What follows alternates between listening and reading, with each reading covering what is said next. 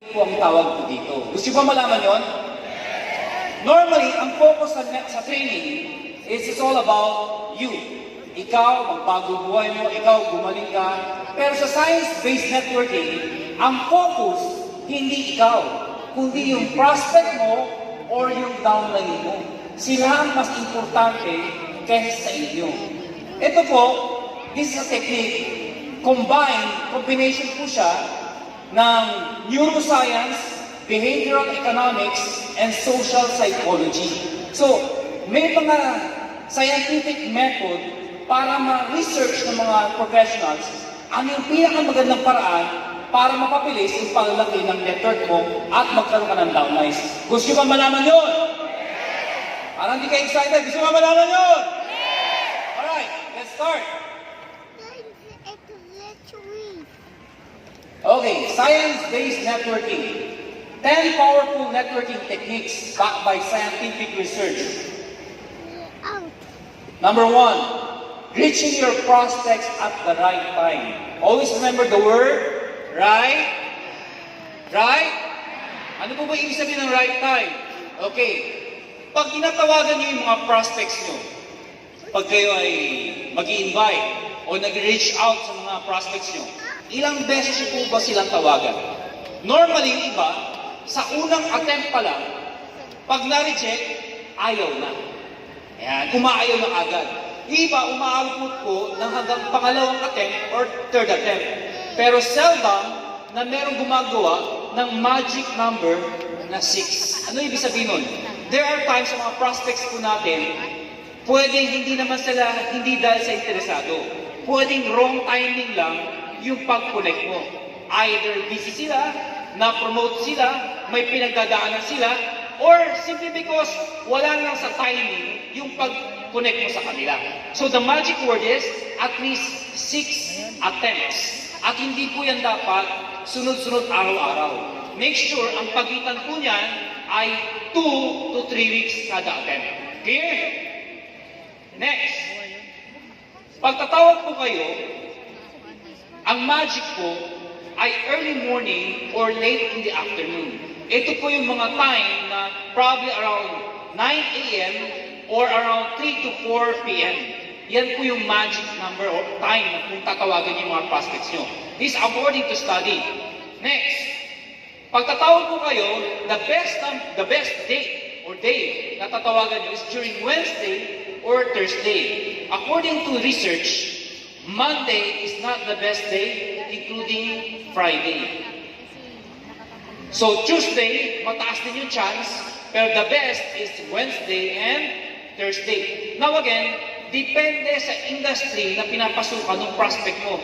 Depende rin kung yan by call center agent, na sa gabi lang mo siya gising. Depende kung anong trabaho niya, negosyo niya. Pero this is in general term, majority ho. Next. Pag weekends, mas mataas po ang Saturday kaya Sunday. Again, mas maganda Wednesday and Thursday, tapos during Saturday and Sunday. Klaro ba ito? Next. So, these are the intervals ng pag-close nyo. Ano ba yung closing? Gaano katagal ka mag-close? Yung iba, pinapatagal ng ilang araw bago lang i-close yung deal o yung prospect nila. Do you know that according to research, within 30 minutes after the presentation ng OPP, ng CZEL, kailangan mag-close na siya. Bakit? Malaki ang chance na mag-join siya within 30 minutes ng presentation nyo. After 30 minutes, 2 hours after, bumababa na ho. Naging 70%. Pagka 4 hours, 55%. Pag pinalagpas mo ng isang araw, 24 hours, 42%, tinan nyo pag second week. Maliit na po yung chance. Na-experience nyo ba yan? Na may invite ka, excited. Pagkatapos, pag-uwi, the following day or after ilang days of tawagan, wala na excitement. Parang di matinto. Tapos parang negative, puro negative na sinasabi. Simply because, nawala na yung excitement level niya. So the magic number is within 30 minutes, i-close mo na yung deal. Clear? Next, this is very important. Say yes to optimism and smile. Whenever you meet your downlines, pag nakikita ka ng downlines nyo, anong unang nakikita nila sa'yo? What do they perceive? Ikaw ba yung strictong upline na parang bossing, na unang pagkakita pa lang, saan ang downline mo? Wala ka naman na-recruit. Ang ginagawa mo dito? May ganyan bang uplines minsan? Masyadong bossing? Very important sa mga downlines na kapag nakikita nila upline nila, ang nakikita nila is positive aura. Lagi ka dapat nakangiti. Pwede ba ngitian niyo yung katabi niyo ngayon? Tingitian niyo na maganda. Yung magandang ngiti. Pag nakangiti lagi ang upline, ano ibig sabihin nun? Maganda yung aura niya. Positive ka agad. Madali kang lapitan. You are approachable. Then that is very important in networking. Pag may dala kang prospect, dinala mo sa upline mo. Tapos yung upline mo, nakasimangot dahil may problema pinagdadaanan. Anong magiging perception ng prospect mo? Naku, hindi maganda itong makasama sa negosyo. Bakit? Kasi nakasimangot. So you have to fake it. There are times, there are moments, there are days na pwede may pinagdadaanan tayong problema. Pero sa harap ng downline, dapat tayo kang nakangiti. Always smile. And it's very important na pagkausap ng downline mo, it's very important, bago mo pagsabihan, bago mo turuan, make sure i-appreciate nyo yung downline nyo. For example, may training na katulad dito. Kayo po ba, may mga downlines kayo nandito? Katabi nyo ba sila? Nagsabi na ba kayo ng thank you for attending this training? Bakit importante magsabi ka ng thank you? Kasi para maramdaman niya na yung effort nila ay na-appreciate ninyo. Later on, they will realize na ang training na to ay para sa kanila, hindi para sa inyo. Clear? So mga downlines, ang training na to, this training is designed for you.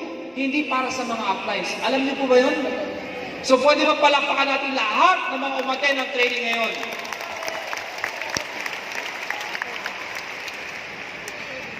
Next, number 4. Don't talk bad about the competition. Marami hong mga distributors, especially yung mga lumipat na ho ng company. Ewan ko na experience po ito. Bago sila mag-present ng marketing plan nila or ng product nila, sasabihin muna yung mga bad experiences nila o yung mga chismis na narinig nila, anything bad about the previous company or uplines. Na-experience nyo na po ba yun? Meron tinatawag na spontaneous trait transfer. Ulitin ko po, spontaneous trait transfer. Ano po ba ito? Kapag ang isang tao ay nagsasabi ng negative about something, about the other corporation, about the other upline, marketing plan or product, anything. Pag may sinabing hindi yung maganda, ang napaperceive ng listener, natatransfer doon sa speaker, doon sa salita, yung traits na yun. Ibig ko sabihin, ang nakita niya, napaka-negative ng taong to. Hindi marunong mag-appreciate. Instead na i-present na lang yung company niya o products niya, naninira pa ng ibang company. Get away with these people. You know why? Kasi ang nakikita nila lagi ay yung mga negative, hindi yung positive side. Dahil lahat po ng company, laging may positive side at mayroong negative side. Marami nagsasabi, ang AIM Global, magsasara na daw. Pangit daw. Laos na daw. Mawawala na daw. Ito ang sagot ko. Kung ako may-ari, hindi ko alam na magsasara na ang AIM Global. Buti pa sila, alam nilang magsasara na. Naunahan pa kami mga may-ari. At isa pang sagot ko, sabi nila, pangit ang AIM Global. Ito sagot ko. Opo, aaminin ko po sa inyo. Dahil hindi po perfect ang AIM Global. Dahil ang mga may-ari ay hindi po perfect. There is no such thing as perfect. Pero tandaan nyo ito. Ito ang pinakamaganda sa lahat ng mga pangit. Ano po ibig sabihin nun? Pangit AIM Global, mas pangit po yung sa kanila.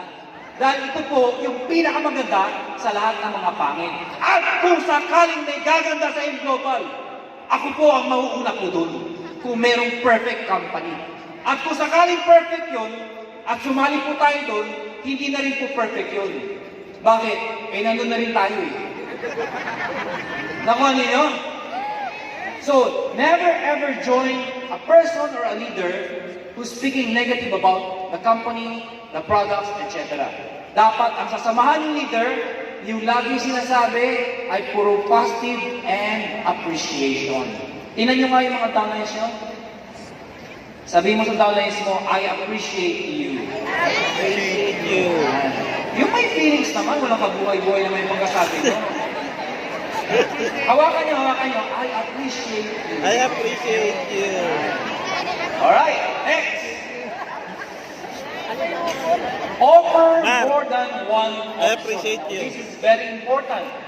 Pag kayo nag-present, yung iba ang inuna ay products. Yung iba ay inuna ay marketing plan.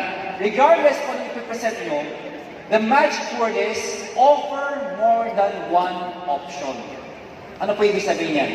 Dito na tayo sa one account. Pag kayo nag-present, yung iba ho, pinipresent kagad yung 15 accounts. Wala kang problema po doon. Okay? Yung iba naman, yung one account lang. I present yung third account, yung 7 accounts, yung one account lang, pinipresent.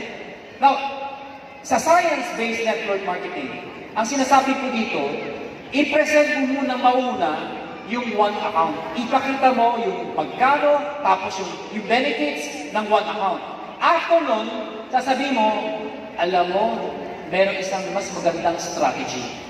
Saka mo ipakita yung 3 accounts. Ipakita mo yung benefits ng 3 accounts. Hindi natin topic yun ngayon, kasi kakabag po yung time po natin. And after that, saka mo i-present yung 7 and 15 accounts. Anong po nito? Anong catch? Habang pinapakita mo yung palaki ng benefit, ano makikita niya? Kaya pala maraming yumayaman dyan. Ibig sabihin, kapag mas maraming account, mas marami kang downlines, mas malaki ang chance na kumita ka. So, ang dating po nun, binibigyan mo siya ng decision making wherein he can choose kung saan siya mas comfortable. Sa 1 account, sa 3 accounts, 7 accounts, or 15 accounts. So, siya ang pagpipiliin mo. But then, the magic is, i-present mo muna yung 1 account hanggang 15 accounts. Let them choose. Kasi pag ikaw pushy ka at pinush mo isang bagay, feeling nila, pera-pera lang ang habol mo sa kanila. Clear? After mo i-present, pag walang pinili sa kahit anong accounts, saka mo ipakita, ang last na lang, ang ginagawa ko pag ako may present, emotional marketing na lang po. Ano yung emotional marketing? May pinuntahan ako, tita ko, kakilala ko. Piniset ko, ginalingan ko na. Pinakita ko na yung 7 accounts, wala pa rin talaga. Ano yung last na mapakita ko sabihin ko? Tita, total, na-present ko na sa'yo lahat. Napagod na rin lang ako. Malayo-layo na rin yung biniyahe ko. Siguro, may isang malaking encouragement lang sa akin, tita, kung susubukan mo yung products namin. Ganoon na lang, dadaan sa products. Alam nyo, more often than not, nag-click. Ano sabi ng tita ko? O sige, magkano ba yung product na yan? 6,980 lang po. Alam niyo, minsan ko, sige, bigyan mo ko ng tatlo niya. Sige, bigyan mo ng tatlo niya. Binag 3 heads pa. Nakuha niyo ako?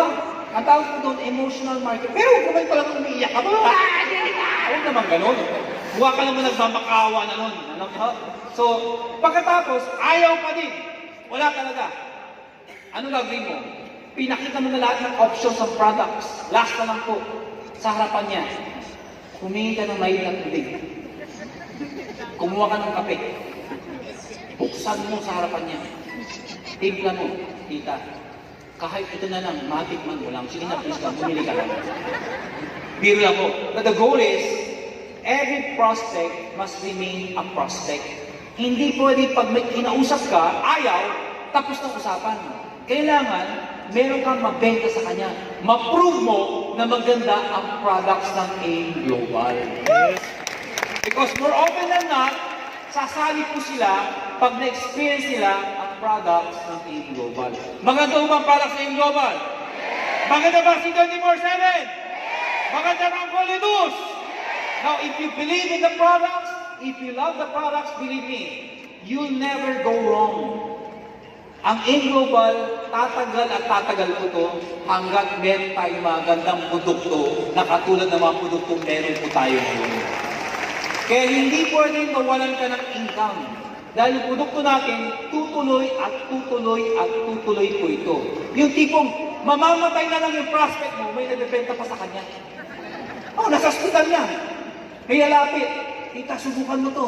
Hanggang dito pa niya hanggang ay Global. Bebentahan at bebentahan.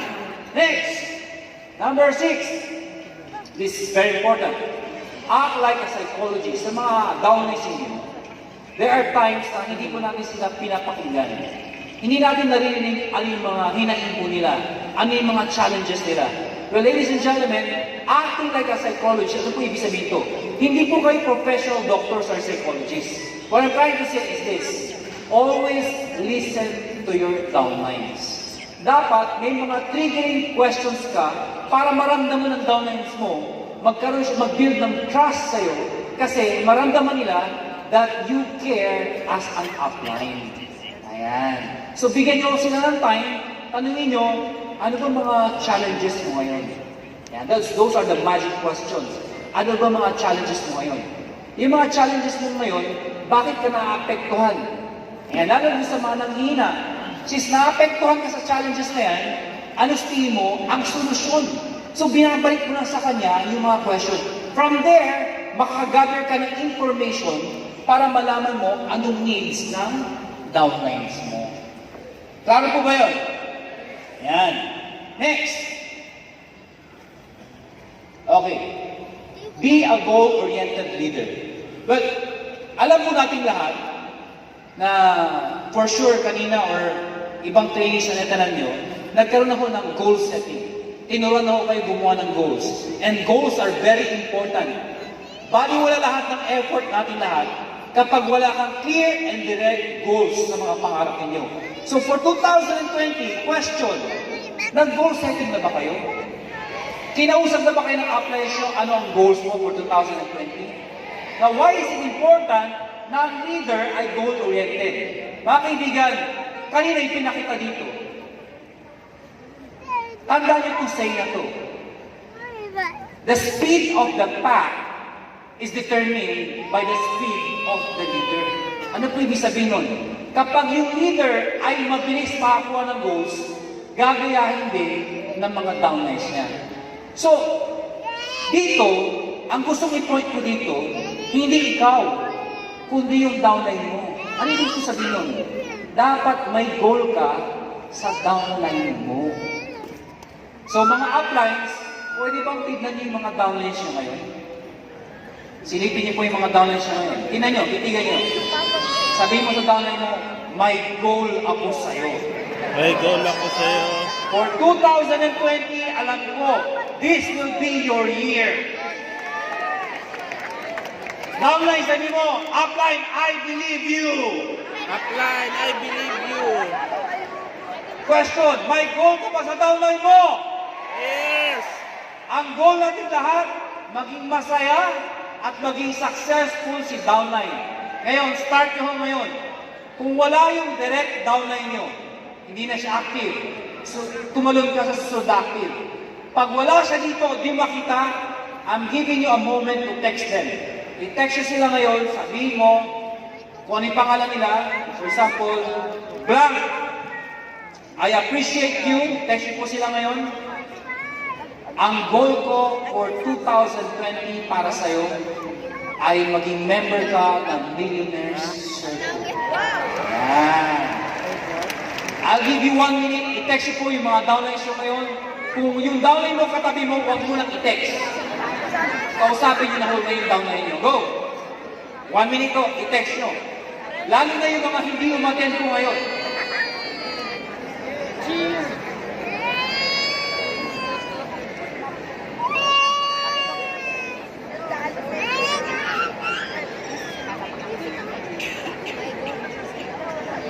Yung iba, walang hulog at parang hindi nag-text. Apple, tinawagan na lang.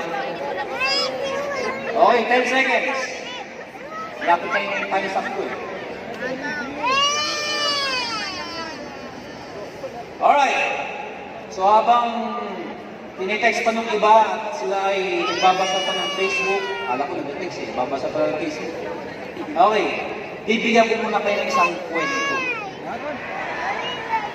Luma na ho itong kwento ko, ilang beses ko na ho narinig ito.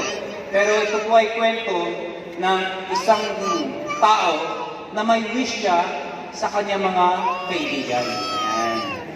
Sa isang isla, may napadpad tatlong matalik na magkaibigan. Years na po sila doon, hindi sila makaalis dahil wala akong nag-rescue. Sila po ay nawala.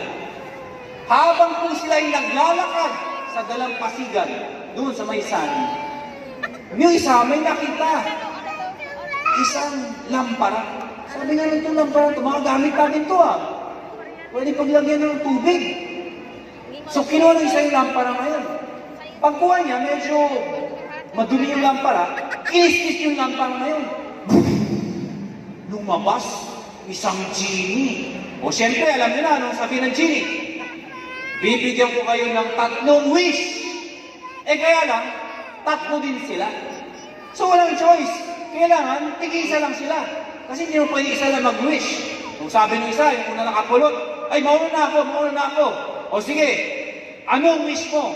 Sabi ng una, dahil ilang taon na ako dito, at miss na miss ko na ang pamilya ko. Ang wish ko, kasama ko ang pamilya ko ngayon sa Paris. Boom! Pag lagpas ng puso, nagulat siya. Nasa Eiffel Tower siya. Kasama niya yung pamilya niya. Ang saya-saya niya. Yes! Ang saya niya. Sumunod yung isa. Sabi niya, ako, na-miss ko na rin ang pamilya ko. Gusto ko, sa New York naman. Boom! Gulat siya. Nasa Empire State Tower naman siya. Kasama niya pamilya. Ang saya-saya niya. Yung pangatlo, umiiyak. Oh, bakit ito umiiyak? Ang lungkot-lungkot ko eh. Bakit? Wala na yung dalawa ko kaibigan. O ano wish mo? Ang wish ko, bumalik sila dito.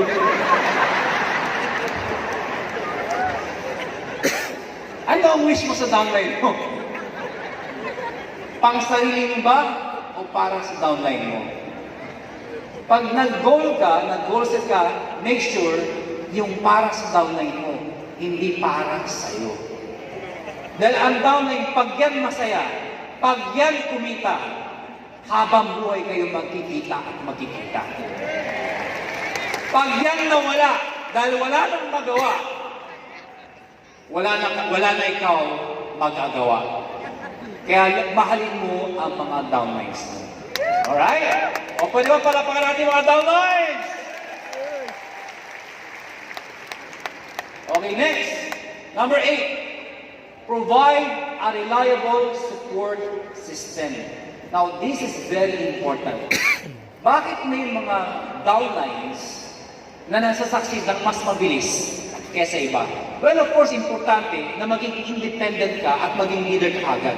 Katulad ng mga training kanina, dapat adaptable ka, mabilis ka mag-adapt, dapat mabilis kang tumayo, maging independent ka. Yan ang mga kailangan eh. But then, it is important na merong support system ang mga downlines nyo. Yung tipong pag pumunta sila sa office, pag pumunta sila sa grupo mo, ang mararamdaman nila, merong support system. Hindi ka nag-iisa. Hindi siya nag-iisa. Marami kayo na magsasaling-sabi ng mga strategy para umangat kayo pare-pareho. Ang good news po dito, may mga grupo, may mga teams na nag-start na po ng ganyan. Na kahit cross-line, kinikater po nila. And I love sharing about this topic simply because may mga uplines, may mga leaders na hindi sila naging selfish, in-offer po nila to sa iba't ibang grupo. Hindi ko na sasabihin pa yung mga pangalan ng ibang grupo kasi sa dami, pero may isa akong alam na sobrang na perfect nila yung kanilang system na marami hong nag-succeed sa mga ilalim nila kahit crossline. Ang JNE Project po. Pwede ba palakpakan ng JNE Project? At saka yung Ultimate Eagles. Yan.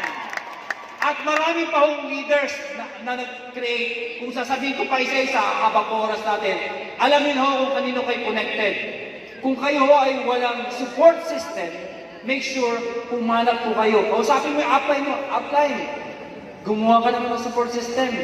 Yung system na alam ko meron ako sunod-sunod na gagawin para ma-reach ko yung mga objectives ko and goals ko sa AIM Global.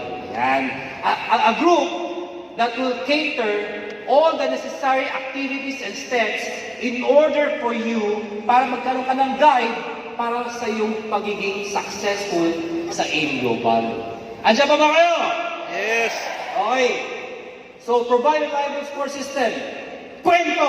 Tapos na po tayo. Di ba may nangyayaring gera po ngayon sa Middle East? An imminent war that is about to come about Iran and the US. So, nagkaroon ng emergency po ngayon sa Iraq. Maraming mga US soldiers na pinapadala po ngayon doon. Sa US po ngayon, joke lang naman po ito, pinatawag yung mga soldiers na yun, ginala nila. Bakit? Kasi marami ipapadala sa Iraq na yun. So what happened? May isang mga soldiers, mga group of soldiers, na takot, ayaw niya pumunta sa Iraq. Kasi ang dami namamatay doon eh. So sabi ng isang soldier, hindi ako susama dyan, takbo siya karon. Hinahabol ng mga MP, mga military police. Hinahabol sila karon. So kakatakbo niya, may nakita siya isang nun, sister, madre, nakatayo na ganyan. Mga ganun. Sabi niya, sister, pasensya na po kayo. Mamaya ko na-explain. Pwede bang sumilong muna dyan sa palda nyo? Ngayon lang po, mabilis lang po. Please. Mamaya ko na-explain. So sabi ng sister, kasi mukhang nagmamakaway, pumasok sa loob na yun. Dumating yung dalawang military police. Sabi yung dalawang military police, Sister, nakita niyo ba yung sundalo tumakbo dito? Sabi ng sister. So kung may kinuro siya, takbo yung mga military police kayo dun. Hinahanap na yun. So nung nakalayo na, dahan-dahan na hugas kayong sundalo. Sabi ng sundalo, Sister, maraming pong salamat. Alam niyo kaya po nagtatago sa kanila. Kasi ipapadala po ko sa Iraq. Ayoko pumunta sa Iraq. Sabi ng sister, naiintindihan kita. Saka sister, ang ganda ko ng legs ninyo. Sabi ng sister, ay salamat. Kung tumingin ka pa sa taas, may makikita kang dalawang itlog. Ayoko hindi pumunta sa Iraq.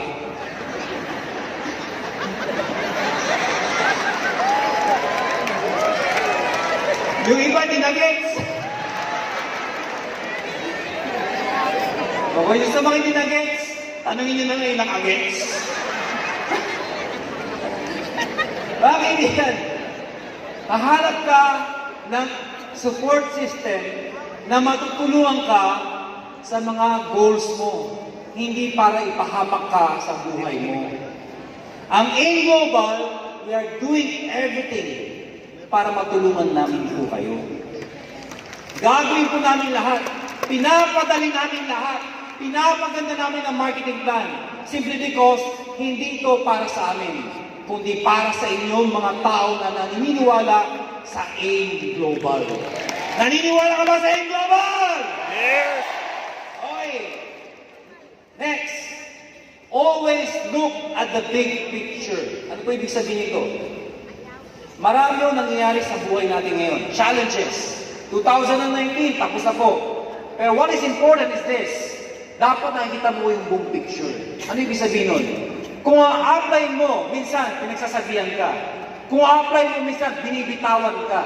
Kung a-apply mo, minsan minasabing di maganda para sa'yo. Lagi mo isipin, hindi galit ang apply mo. Ang apply mo, minsan, tinuturuan ka lang para maging isang ganap ka na leader, na tumayo ang sarili mo at matuto ka. Dahil kung lahat ay gagawin niya, hindi ka rin magiging successful.